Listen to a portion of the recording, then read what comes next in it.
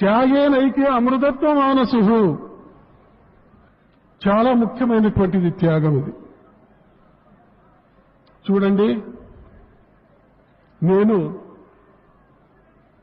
ఒక ప్రిన్సిపాల్గా పనిచేస్తూ ఉండేవాడిని. నేను 20 సంవత్సరాలు చేసినాను. పైన 2-3 నెలలు చేసి ఉండొచ్చు. చాలా చక్కగా లెక్చరర్గా ప్రిన్సిపాల్గా చేసిన వాడిని నేను. వెనుకటి గత నా సహ ఉద్యోగులంతా చాలా మంది వచ్చినారు లెక్చరర్లు. నేను హొళే నర్సీపూర్లో పనిచేస్తున్నప్పుడు, బిలికేర్లో పనిచేస్తున్నప్పుడు, హరపనహళ్లిలో పనిచేస్తున్నప్పుడు నా సహ ఉద్యోగులంతా వచ్చినారు. 20 సంవత్సరములు నేను ఉద్యోగం చేసినటువంటి వాడిని. ఆ సంస్థలో ఒక దేవాలయం మాదిరిగా తీర్చిదిద్దినటువంటి వాడిని. అతిశయోక్తి కాదు, ఉన్నమాట చెప్తున్నాను.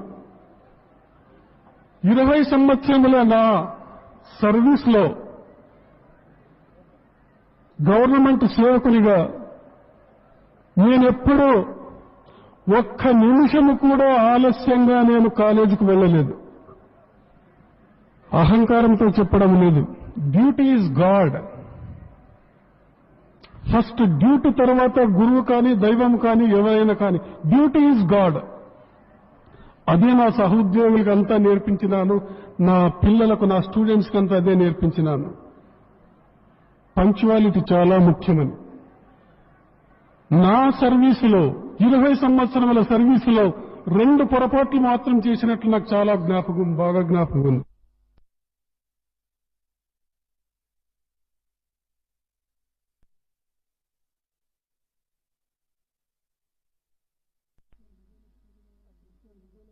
ఆ సిస్టర్ విజయలక్ష్మి కూడా వింటుండవచ్చు. ఒకే ఒక్కసారి కాలేజీకు అదే ఈ శిష్యుల క్యాంపుల వల్లనే 5 నిమిషాలు ఆలస్యంగా పోయినాను నేను. కేవలం 5 నిమిషాలు. నాగరశెట్టి కనబండే రోడ్. సార్ రండి సార్, దశరథ్ సైన్ చేసేసేయండి sir. Ignorance of law is no excuse. First CL mark చేయించుకొని నేను డ్యూటీ చేసినాను నేను. Ignorance of law is no excuse. వాడు చిన్నవాడు కావచ్చు, పెద్దవాడు కావచ్చు, నరుడు కావచ్చు, నారాయణుడు కావచ్చు, తప్పు తప్పే. రెండవ పొరపాటు, నేను 20 సంవత్సరములు సర్వీసులో ఏ ఒక్కసారి కూడా నేషనల్ ఫెస్టివల్స్ కు అబ్సెంట్ కాలేదు. జాతీయ పండుగలున్నాయి, ఎప్పుడూ అబ్సెంట్ అయినాడు కాదు. పోయిన సంవత్సరమే జరిగింది అది. ఇక్కడ మడకసిరిలో ఒక రాజకీయ నాయకుడు ఎంత లేదన్నా, వద్దన్నా, కాదన్నా, అదేమో ఎట్లదో స్టోరేజ్, అది కోల్డ్ స్టోరేజ్, ఎటువంటి దాన్ని ఓపెన్ చేసేదానికి స్వాముల వాళ్లే రావాలని, అటువంటి కార్యక్రమాలు నేను హాజరు కాలేదు. ఎప్పుడు నేను రాలేనని, రాకూడదని ఎంత చెప్పించినా వినలేదు. పేపర్లో వేసేసినారు, పేపర్ పంపించినారు. ఆ కార్యక్రమం కూడా జనవరి 26నే పడాలనా? నేషనల్ ఫెస్టివల్ ఆ రోజు జనవరి 26. మీకు ఏమో తెలుసు అది ఏం జరుగుతుంది, ఎట్లా ఉంటుంది చూడండి టెన్షన్. ఆ రోజు బిలికేర్లో ఉన్నాను ప్రిన్సిపాల్గా. సహోద్యోగులను అందరినీ పిలిపించి అందరికీ చెప్పి, విధిలేని పరిస్థితుల్లో నేను పోవలసి వచ్చింది, నేను పోతున్నాను, అన్యథా భావించవద్దండి అని చెప్పి అటెండెన్స్ లో సీఎల్ మార్క్ వేసుకొని, నా చేతులతో నేను వేసుకొని వాళ్లకు చెప్పి ఆ ఇన్స్టిట్యూషన్ విడిచి ప్రోగ్రాంకి రావాల్సి వచ్చింది. ఎప్పుడు ఇట్లా నీళ్లు తాగలేదు నేను. ఈ గొంతు నాకు తెలిసినంత వరకు ఈ పొరపాట్లు జరిగినాయి. నాకు న్యాయంగా రావాల్సిన జీతం విడిచి మినహాయించి గవర్నమెంట్ సొమ్ము ఏమీ తినలేదు నేను.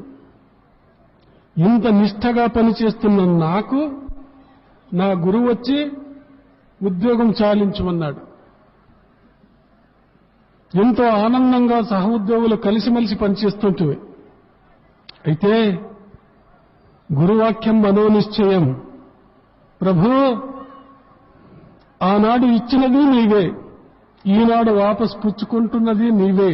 నాకు బాధ లేదు, సంతోషంగానే విడిచిపెడుతున్నాను. నేను నా గురించి, నా జీవితాన్ని గురించి, నా భవిష్యత్తుని గురించి అందరికంటే నీకు బాగా తెలుసు. అటువంటి నీవు విడిచిపెట్టమంటున్నావు. విడిచిపెట్టవలసి వచ్చింది. కాబట్టి త్యాగం అంటారు దాన్ని. త్యాగేనైకే అమృతత్వ మానసు. గురువాక్యం మనోనిశ్చయం. జీవితంలో నీ యోగము కంటే, ధ్యానము కంటే, తపస్సు కంటే అత్యంత ముఖ్యమైనటువంటిది నీతియుతమైన జీవితం, ఆదర్శయుతమైనటువంటి జీవితం. అత్యంత ముఖ్యమైనటువంటిది ఇది. ఎప్పుడైతే నీతివంతుడవుతాడో 3 వంతులు యోగం సంపాదించినట్లే వాడు. ఆధ్యాత్మిక మార్గంలో అతి సులభంగా పైకి ఎక్కిపోవచ్చు. లక్షలాది మంది శిష్యులున్నారు, భక్తులున్నారు. నేనెప్పుడూ నా గురువు అనేవాడు, చెప్పడం చాలా సులభమురా, ఆచరించే టైంలో తెలుస్తుంది దాని కథ. చాలా సులభం చెప్పేది, ఆచరణ చాలా కష్టము అని.